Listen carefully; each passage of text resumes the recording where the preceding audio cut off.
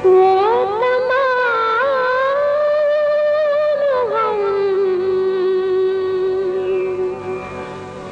गुजर गए हमें याद है, हमें याद है, हमें याद है, हमें याद है।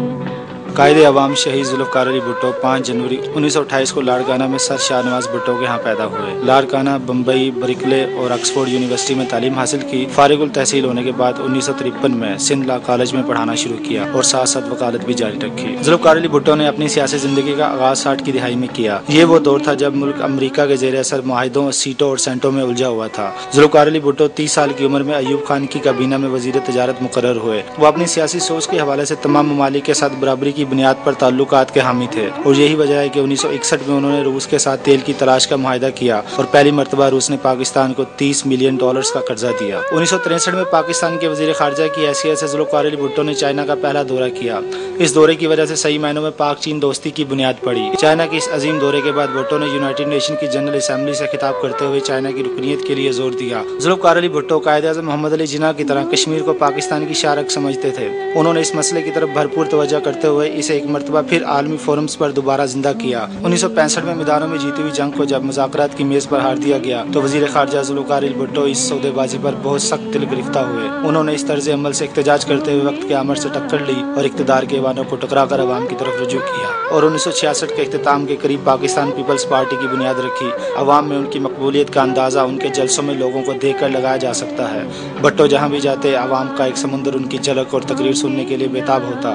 मुल्क की सतह पर भुट्टो साहब का एक अहम कारनामा 1973 का आइन है। इक़्तिदार में आने के 4 माह बाद 14 अप्रैल 1972 को कौमी असेंबली में अबूरी आइन मंजूर किया गया। 14 अगस्त 1974 को नए आइन के तहत भुट्टो ने पाकिस्तान के पहले वजीर आजम की हैसियत से खलफ उठाया। जुल्फ़िकार अली भुट्टो मुस्लिम उम्मा के वो वाहिद अहम लीडर थे जिन्होंने मुल्क में इस्लाम को फ़रोग देने और इस्लामी ममालिक को पाकिस्तान के करीब लाने के लिए कारहाय नुमाया सारे अंजाम दिए। इसी दौर में पहली मरतबा अगलात से पाक कुरान मजीद को इशात किया गया। 3 जून 1977 से हुकूमत और अपोजिशन के दरमियान तवील मुज़ाकरात का आगाज हुआ। दरमियान में ये मुज़ाकरात ताअत्तुल का शिकार हुए मगर हुकूमत ने अपोजिशन के तमाम मुतालबात तस्लीम कर लिए।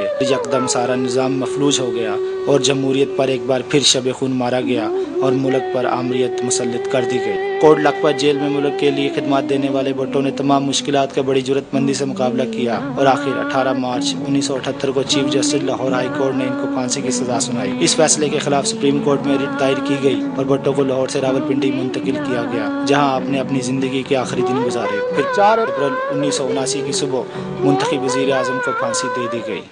जो रुके तो कोहे गिरा थे हम, जो चले तो जान से गुजर गए, रहे यार हमने कदम कदम तुझे यादगार बना दिया।